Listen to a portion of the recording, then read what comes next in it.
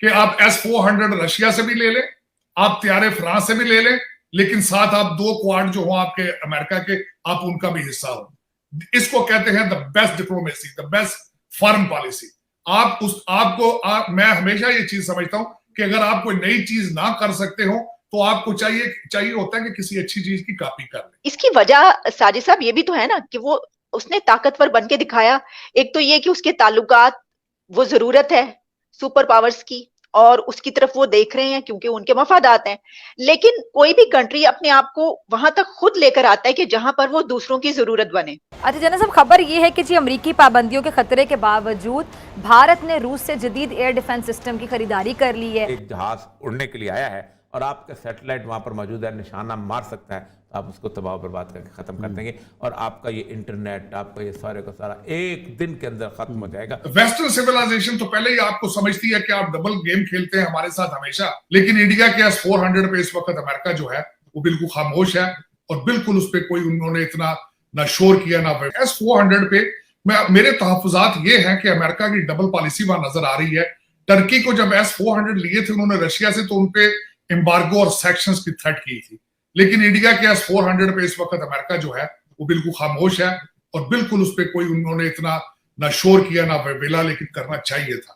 एक तो उसमें नजर आ रहा है कि America is completely into the Indian camp, कि जिस तरह तरीन साहब ने अगले दिन बताया है कि पाकिस्तान को तरक्की करने के लिए या ठीक करने के लिए 30 साल चाहिए। मेरे ख्याल में अगर आज आप सीरियस होते हैं वॉशिंगटन डीसी में, तो बिल्कुल उसी तरह आपको वॉशिंगटन डीसी में 30 साल चाहिए। आपको ना सिर्फ खुद सीरियस होना पड़ेगा, बल्कि यहां पाकिस्तानी डायस्पोरा को भी एक्टिव करना पड़ेगा। आपको हर वो कोशिश करनी पड़ेगी जो जिस तरीके ने इंडिया से की, इंडियंस ने की।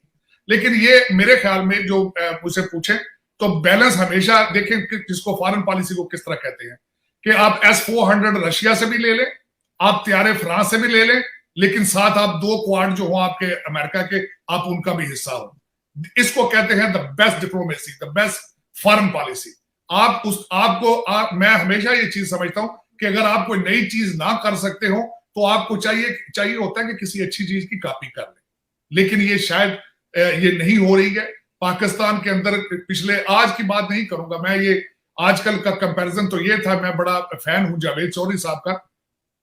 उन्होंने कंपेयर किया था कि आजकल लोग करप्शन और बेवकूफी को कंपेयर करते हैं, लेकिन मैं कंपेयर करता हूं करप्शन, बेवकूफी प्लस करप्शन। एक दो बातें जो इसमें हैं, जो पॉइंट्स हैं, बहुत ही जबरदस्त आपने बात की। मसलन आपने ये कहा कि चलें, अगर आप कोई नई चीज नहीं तो आप कम से कम कॉपी ही किसी एक अच्छी चीज की कर सकते हैं, उसी तरीके से आगे बढ़ सकते हैं। ये जो आपने बात की कि देखिए इंडिया S-400 ले रहा है, अमेरिका का ये लॉ है, लेजिस्लेशन है, इसके बावजूद उसके ऊपर वो पाबंदी लगाने की ना तो बात कर रहा है, ना वो ऐसा सोचेगा और ना ही होगा, मुझे पता है ऐसा नहीं होगा। इसकी वजह साजिद साहब ये भी तो है ना कि वो उसने ताकतवर बन के दिखाया।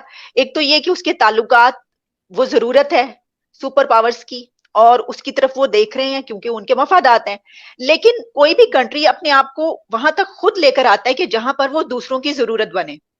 तो हम तो किसी की भी जरूरत नहीं बन सके। यानी ये कि जब FATF का मामला आता है तो फटाफट हमें उसमें डाल दिया जाता है, कोई भी मामला होता है तो हमारे ऊपर जो है वो तलवार चल जाती है। लेकिन क्योंकि इसकी वजह ये है कि हम कहीं पर नहीं पहुंच सके, हम ना ताल्लुकात अच्छे कर सके हमारी हुकूमतें किसी से, ना हम अपने आप को इतना स्ट्रांग कर सके हैं कि हम इकोनॉमिकली उनके मोहताज ना रहें। तो वो देखते हैं कि ये तो हर तरह से हमारे ऊपर डिपेंड करते हैं। क्या यही बात नहीं है? बिल्कुल। आप मेरी अपनी नाकस राय, मैं 35-36 साल से यहाँ और पाकिस्तान में कंप्लीटली इन टच हूँ। मेरे काफी दोस्त जो हैं they are in very good positioning in Pakistan, और मैंने हर डिपार्टमेंट को स्टडी किया और सबसे बड़ी ये खामी नजर आई है, नेशनलिज्म नहीं है। हर बंदे की मेंटालिटी, मैं ये नहीं कहूंगा कि खान साहब तो कहते थे ना कि मेरे लिए भी एक नया तजर्बा था कि मैं ट्रिकल डाउन होगी चीजें, ईमानदारी ट्रिकल डाउन होगी ऊपर से नीचे। वेस्टर्न सिविलाइजेशन तो पहले ही आपको समझती है कि आप डबल गेम खेलते हैं हमारे साथ हमेशा, आपका एक हाथ हमारी तरफ होता है, एक ऊपर होता है, एक नीचे होता है। तो उसी तरह अगर आप चाइना की जो हिमालय जैसी दोस्ती है उसके सीपैक को दरमियान में खड़ा करके, दासू डैम का प्रोजेक्ट दरमियान में खड़ा करके आप अगर IMF के कैंप में और अमेरिकन कैंप में आने के लिए इतने बेचैन हैं, तो फिर क्या होगा उस रीजन के अंदर। और जिस कैंप में आप ज्वाइन करना चाहते हैं उस कैंप में अंदर पहले ही इंडिया का कंट्रोल है, पहले इंडिया बहुत ज्यादा स्ट्रांग है। आपको वो पिछली सीटों पे बिठाएंगे, आपको मर्जी होगा तो ट्रीट करेंगे, वरना होगा तो नहीं करेंगे, क्योंकि इस वक्त व्हाइट हाउस के आईज और ears they are Indian lobby, और वो इतनी स्ट्रांग है। उसके बाद जो इंटरनेशनल इस वक्त स्पेकुलेशन वॉशिंगटन डीसी में हो रही है वो ये हो रही है कि जब से आपके पाकिस्तान का सी पैक और BRI, क्योंकि सप्लाई चेन टूट चुकी है चाइना की, फेसिंग इकोनॉमिक क्राइसिस, और उसके बाद जब आप IMF के पास आए हैं, आपने सऊदी अरेबिया से पैसे लिए हैं, और इस पे ये नजर आ रहा है कि अमेरिका के आप कोशिश कर रहे हैं, दरवाजे पे मुसलसल आप खटखटा रहे हैं, और वहां से थोड़ी सी आइस मेल्ट भी हुई है, इसमें कोई शक नहीं है। उसका इशारा ये है कि जो सऊदी अरेबिया, ये वही सऊदी अरेबिया है जिन्होंने आपसे आपने OIC की मीटिंग जब कश्मीर के लिए कहा था तो उन्होंने 2 बिलियन वापस मांग लिया था, लेकिन आज फिर वो क्यों मेहरबान हुए हैं? वो अमेरिका के इशारे पे मेहरबान हुए हैं।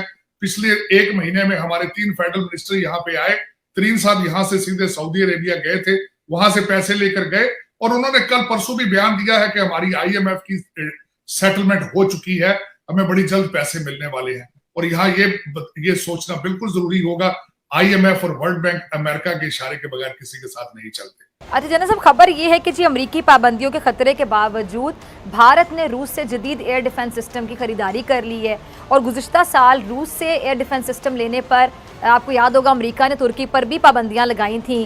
अब आप क्या समझते हैं कि क्या भारत पर भी पाबंदी लगाएगा अमेरिका? अपना यूरोपियन यूनियन है या वेस्टर्न वर्ल्ड है या इजराइल है, उनके पास जो एयर डिफेंस सिस्टम है अमेरिका के सप्लाई की वो काफ़ी इफेक्टिव हैं, और अभी जो रॉकेट्स फलस्तीनियों की तरफ से आते थे वो काफ़ी हद तक उन्होंने रोके हैं। आप अगर एक जहाज उड़ने के लिए आया है और आपका सैटेलाइट वहां पर मौजूद है, निशाना मार सकता है, तो आप उसको तबाह बर्बाद करके ख़त्म कर देंगे, और आपका ये इंटरनेट, आपका ये सारे का सारा एक दिन के अंदर ख़त्म हो जाएगा। तो ये रशिया ने बहुत बड़ी एक अचीवमेंट की है इस सारे मामले के अंदर। अब कंसेंसस हो गया हुआ है कि ये वेस्टर्न फोर्सेस हैं, कि जो कि वेस्टर्न मॉडर्न वेस्टर्न सिविलाइजेशन है,